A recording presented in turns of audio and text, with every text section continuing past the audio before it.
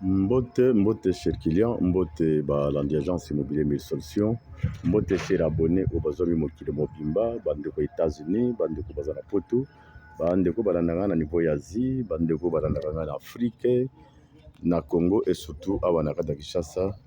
Tigete nzambe alola pambola bino. Merci encore une fois la confiance, merci na ba remarque, ba suggestion, merci na ba critique. Et les autres agence na bino ezala toujours en forme pe musale kende liboso.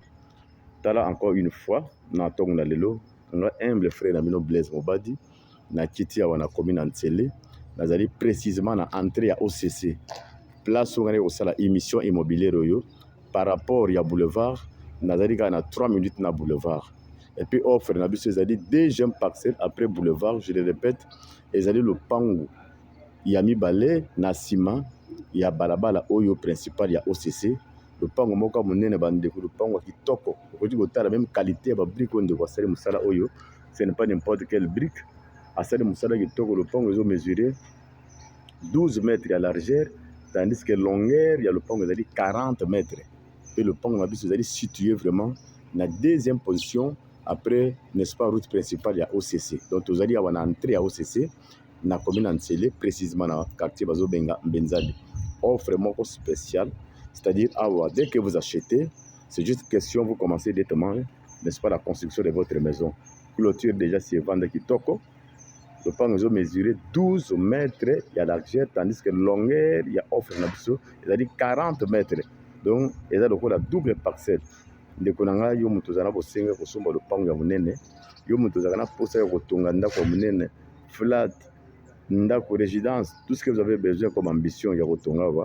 Voilà, ici vous ne serez jamais déçu puisque le pango est munene, le pango pesa moulayi. Le pango moulayi nango ezali 40 mètres, tandis que longueur na largeur nango ezali 12 mètres. Une parcelle déjà bien clôturée, peut-être dans la deuxième position après route principale ya OCC oyo. D'ailleurs dans Kobima Libanda bino moko bokomona, ndeko nanga conseil nango ezalaka toujours bino bozali bako bokende d'ailleurs te bozalaka toujours connecté na chaîne moko oyo esala fierté ya immobilier na commune Ntsele, ezali kaka agence immobilier Mille Solutions. Biso commentaire ezalaka mingi te mais ba œuvre na biso nde elobaka. Nazwi ba félicitations monde entier, vraiment nzambe alola zwa lokumu puisque ceux qui lelo musala ezokoma niveau ezokoma eza na makasi na nga te, mais c'est d'abord na ba prière na bino, c'est na ba contribution na bino, na ba conseil pe ba remarque, c'est ce qui fait que aujourd'hui musala ekomi niveau ekoma wana.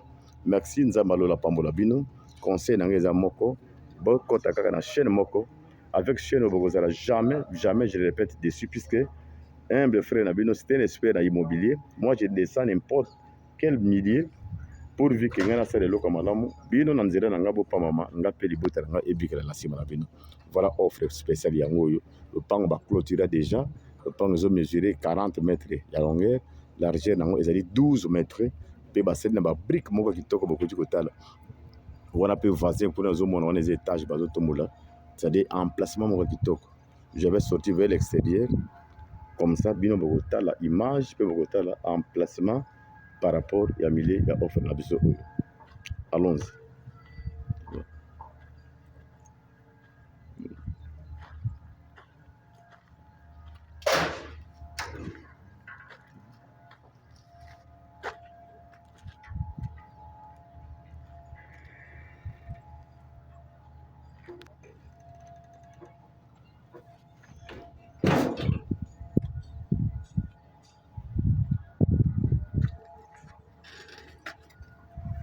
C'est-à-dire avenue Yango Yamunene, c'est une grande avenue d'à peu près 10 mètres avenue Mokamunene.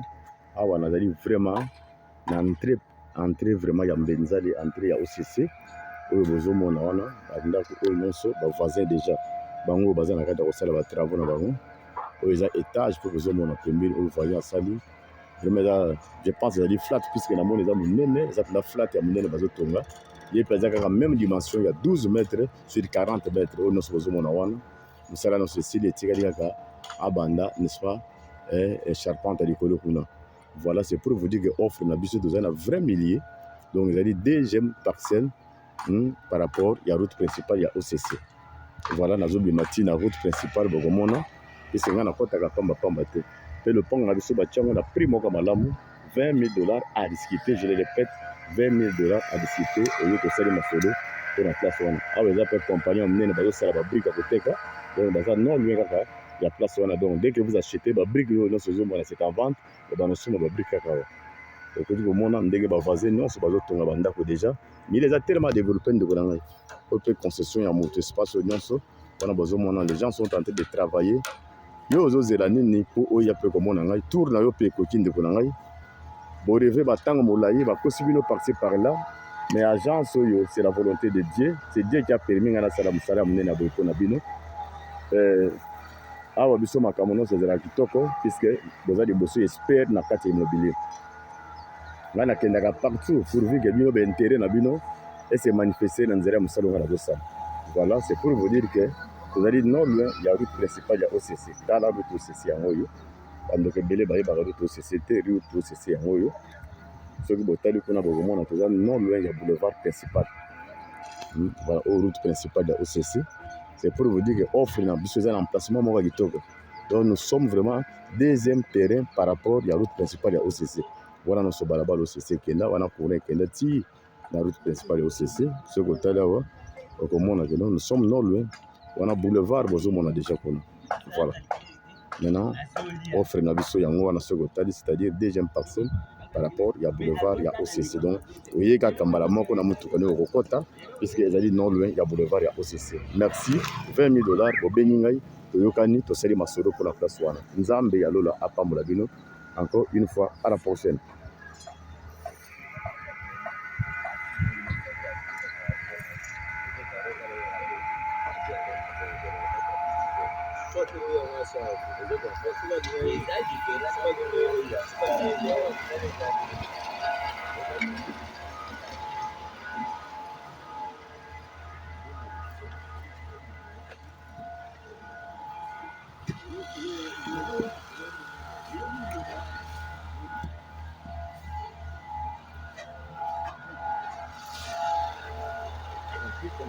Il y a 9 trous répliqués, ça sonne 1400.